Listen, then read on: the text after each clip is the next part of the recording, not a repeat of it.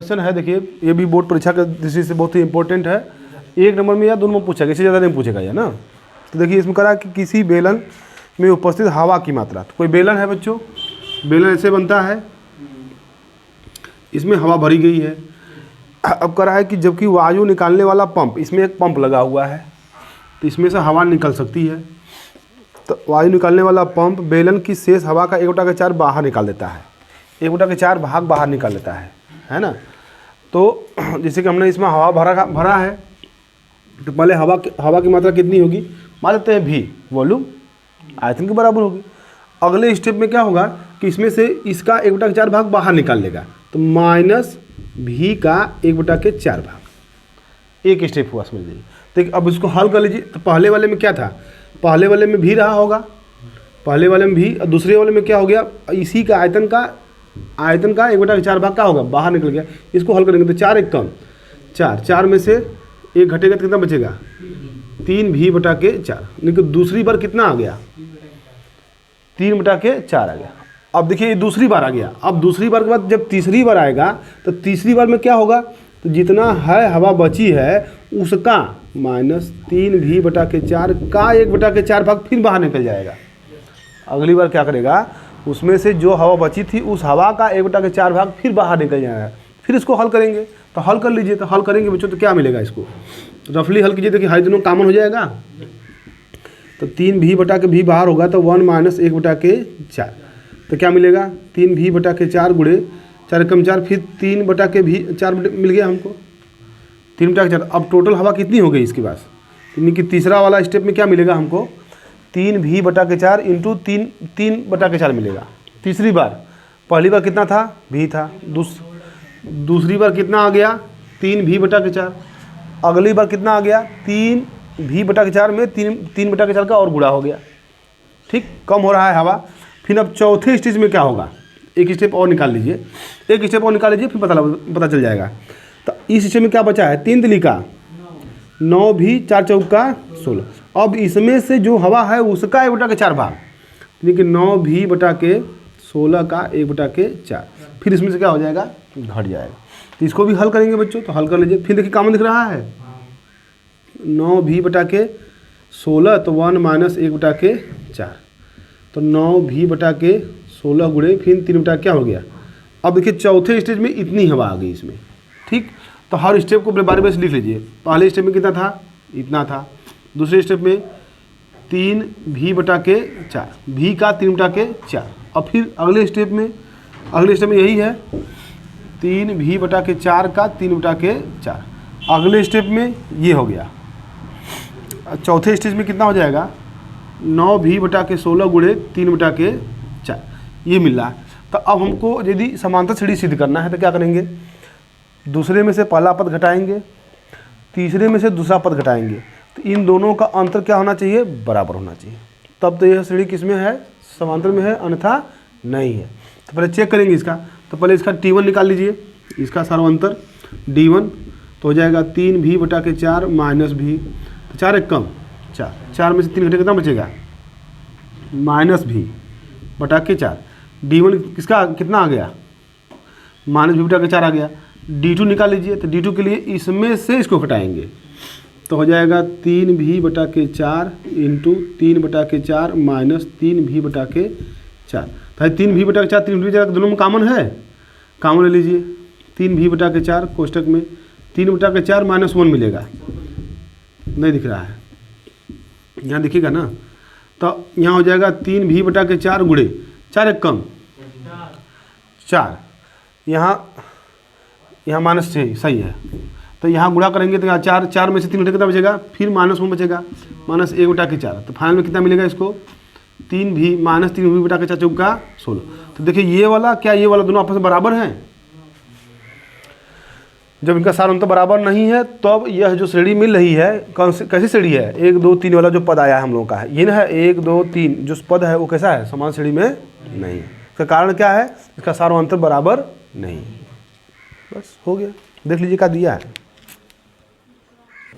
देखिए बच्चों एक क्वेश्चन आ गया, ये भी सवाल, ये देखिए सवाल परीक्षा में पूछ सकता है, 4 नंबर पूछेगा यह, जब पूछेगा 4 नंबर पक्का आएगा इस तरह का सवाल। देखिए लिखा कह रहा है कि मान लीजिए कि ABC डी ई एफ के क्या है, समरूप में है। समरूप होने का तात्पर्य क्या हो गया, इनकी संगत भुजाओं का अनुपात बराबर होगा, इनके संगत कोण भी क्या होंगे, आपस में बराबर होंगे। परंतु यहाँ दिया है क्षेत्रफल दिया है, तो क्षेत्रफल का भी कॉन्सेप्ट आप समझ लीजिए कि क्षेत्रफल का कॉन्सेप्ट कैसे होता है। तो इन दोनों का क्षेत्रफलों का अनुपात इनकी संगत भुजाओं के वर्गों के अनुपात के बराबर होता है, ये भी कॉन्सेप्ट क्लियर होना चाहिए। तो जैसे कि देखिए आर्क ए आर लिख देंगे, आर्क ए बी सी लिख दिया गया बटा के A R arc D E F, क्या लिखा गया है, डी ई एफ। लेकिन इस त्रिभुज का क्षेत्रफल बटा के इस त्रिभुज का क्षेत्रफल बराबर इस त्रिभुज की संगत भुजाओं के वर्गों का अनुपात, यानी कि देखिए ए बी बटा के डी ई, एकदम सामने सामने, डी ई का वर्ग बराबर होगा ए सी बटा के डी एफ का स्क्वायर बराबर बी सी बटा के ई एफ का वर्ग। देखिए ये चीज़ जानते रहेंगे तो कहीं भी कोनो सवाल पूछ देगा। देखिए हमने यहाँ पर तो एक पूछा था, हमने आपको 3 बता दिया कि इन दोनों त्रिभुजों का अनुपात इनकी संगत भुजाओं के वर्गों के अनुपात के क्या है, बराबर है।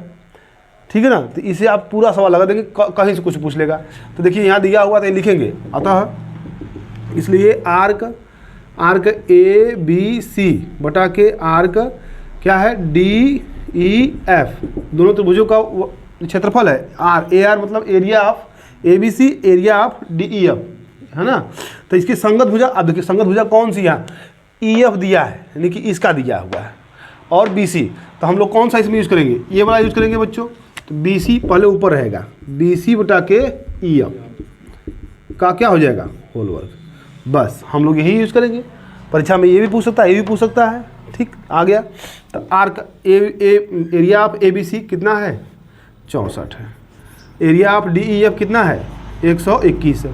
बी सी का मान तो निकालना था, बी सी का मान क्या है, निकालना है। ई एफ का मान दिया है, कितना दिया है बच्चों, 15.4 का क्या दिया है, होल वर्ग दिया है।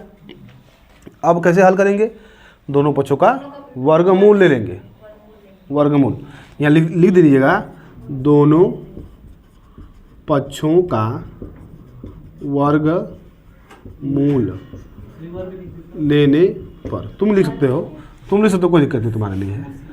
64 बटा के 121 बराबर करड़ी में बी सी बटा के 15.4 का वर्ग लिखा हुआ है, बात मत करो। वर्ग लगा है तो वर्ग और वर्गमूल खत्म हो जाएगा। इधर वर्गमूल हटेगा तो क्या होगा, 8 बटा 11, इधर लिख दें यहाँ, तो इसका हो जाएगा 8, इसका कितना हो जाएगा 11 बराबर, इसका क्या होगा, सिर्फ बी सी बटा के इसका रहेगा 15.4, 11 से इसको काट दीजिए, तो 11 से जब काटेंगे तो यहाँ क्या मिलेगा, यहाँ पे 1.4 मिलेगा बच्चों, चूँकि 11 एक कम 11, 11 चौक 44, इतना मिला। तो यहाँ मिलेगा क्या, 8 बटा के 1 बराबर बी सी बटा के 1.4, ये इससे कट गया है। तो अब इसका गुणा यहाँ कर देंगे, तो 14 का 8 में गुणा करेंगे, तो 14 में 8 गुणा कर लीजिए, 8 चौका 32, 8 के 8 3 11, 112 यहाँ लगेगा बराबर बी सी। देखिए यही इसका क्या होगा, एकदम सिंपल वे में आप लगा सकते हैं। और इसी तरह परीक्षा में, बोर्ड परीक्षा में लिखिएगा, कहीं कोई मिस्टेक नहीं होगा, लगा लीजिए इसको। देखिए क्वेश्चन बच्चों आ गया, फिर करा है कि एक ठोस खिलौना ऐसे आकार का है जैसे कि एक अर्ध गोले पर एक लंबवृत्तीय शंकु रखा गया है। ठीक है ना, देखिए ये भी बोर्ड परीक्षा की दृष्टि से बहुत ही इम्पोर्टेंट है ना, मॉडल पेपर। ठीक है, ये है एक अर्ध गोला है बच्चों, अर्ध गोला ऐसे बनता है, इसके ऊपर एक शंकु रखा गया है ऐसे। ठीक है, तो इसका क्या क्या दिया है, इसमें शंकु की ऊंचाई दिया है 2 सेंटीमीटर, शंकु की कितना दिया है 2 सेंटीमीटर। फिर करा है कि आधार का व्यास 4 सेंटीमीटर है, यानी कि यहाँ से यहाँ तक इसका का दिया है 4 सेंटीमीटर। ठीक है बच्चों, नहीं भी देता तो हम बता देते 4 सेंटीमीटर ही होता, नहीं ये ऊंचाई दिया है 2 सेंटीमीटर ना, तो ठीक है। तो जब ये 4 सेंटीमीटर होगा तो इसकी त्रिज्या कितनी हो जाएगी, 2 सेंटीमीटर हो जाएगी। तो हाई ऊंचाई कितनी हो जाएगी, ये हो कितना हो जाएगा 2 सेंटीमीटर। ये भी चूँकि ये भी त्रिज्या है, तो ये भी क्या है, त्रिज्या ही है। इस खिलौने का आयतन ज्ञात करना है, तो खिलौने का आयतन ज्ञात करना है बच्चों, ये लिख देते हैं, खिलौने का आयतन बराबर शंकु का आयतन प्लस अर्धगोले का आयतन। शंकु का आयतन प्लस अर्धगोले का आयतन। तो शंकु का आयतन बच्चों क्या होता है, बात नहीं, 1/3 pi R square into H plus अर्धगोले का आयतन। गोले का आयतन होता है 4/3 पाई आर क्यू होता है। तो यहाँ क्या हो जाएगा 2/3 पाई आर क्यू। मान रखते हैं इसमें बच्चों। तो पाई के रूप में आंसर लाएं कि किस में लाएं बताइए। पाई का मान रखेंगे 22 के साथ, तो दशमलव में आएगा वही फिर 1/3 पाई के रूप में ही लाओ ना, कोई दिक्कत नहीं। अनुपात निकालना है तो हो जाएगा। अनुपात में उसका आंसर भी चाहिए। तो आंसर में संख्यात्मक रूप दिया है। कर लीजिए कितना दिया है तो दिखा दे। आपको बुक दिखाएं, आपको क्वेश्चन दिख रहा है, अच्छी बात है। चलिए ठीक है, हो गया। तो पाई का मान रख दीजिए यहाँ पे क्या 22 के साथ 3.14 बताइए। आप बुक लिए तो आपको होना चाहिए, इसमें ऑप्शन दिया है या नहीं? ऑप्शन तो दिया नहीं है, ऊपर भी सवाल दिया है 22 के साथ रखना है। तब रखिए। नहीं तो आप 3.14 चूँकि कटने लायक दिख नहीं रहा है कुछ ना, इसलिए नहीं सर, नहीं बोल रहा तो बाइस के साथ ही रखना चाहिए। रखिए 22 के साथ। आर का मान कितना है बच्चों 2 का स्क्वायर हो जाएगा। यच भी कितना है इसका है 2 है। यहाँ 2/3 22 के साथ इसकी त्रिज्या कितनी हो जाएगी 2। इसी को हल करना है ना। तो देखिए तो 2 मिलाइए इसके यहाँ पे। तो यहाँ हो जाएगा 1/3 22 के साथ 2 दूना के 4 4 दूना के 8 प्लस 2/3 22 के साथ 2 दूना के 4 दूना के 8। सेम कंडीशन आ गया यहाँ पे बच्चों। तो देखिए हाँ 2 ज़्यादा है वही, तो 2 1 3 हो जाएगा। जोड़ दें इसको, आराम हो जाएगा ना, ये कहने का मतलब है। ई कितना है देखिए 2 ठो है, ई कितना है 1 ठो है, तो 2 1 तो 3/3 22 के 7 गुणे 8 कट गया है। 3 3 खत्म हो जाएगा, जो बचेगा वही लिखेंगे। नहीं समझ में आया, आइए देखिए 1/3 गुणे 22 के 7 गुणे 8 कॉमन है, 1 बचेगा। यहाँ पे क्या बचेगा 1 मिनट, अब यहाँ लिखेंगे। अभी समझ में आया कि नहीं आया। नीचे 3 है 22 के साथ 22 के साथ 8 यहाँ 8 यहाँ है ना, कॉमन ले लिए हम। तो यहाँ क्या बचेगा 1 बचेगा, यहाँ क्या बचेगा 2 बचेगा, 2 1 वही तो लिखे थे हम। तो 3/3 हो जाएगा 22 के साथ यहाँ पे 8 है ख़त्म। तो 3.14 गुणे 8 8 चौका 32 3 8 का 8 8 3 11 1 8 लिखा 24 1 25 दशमलव कहाँ लगेगा 2 स्थान पर। देखिए इतना आया है, देख लीजिए तो पहले तो सेंटीमीटर क्यूब। इसका आंसर मिलाइए, पहला वाला जो आंसर आया है कि नहीं आया है।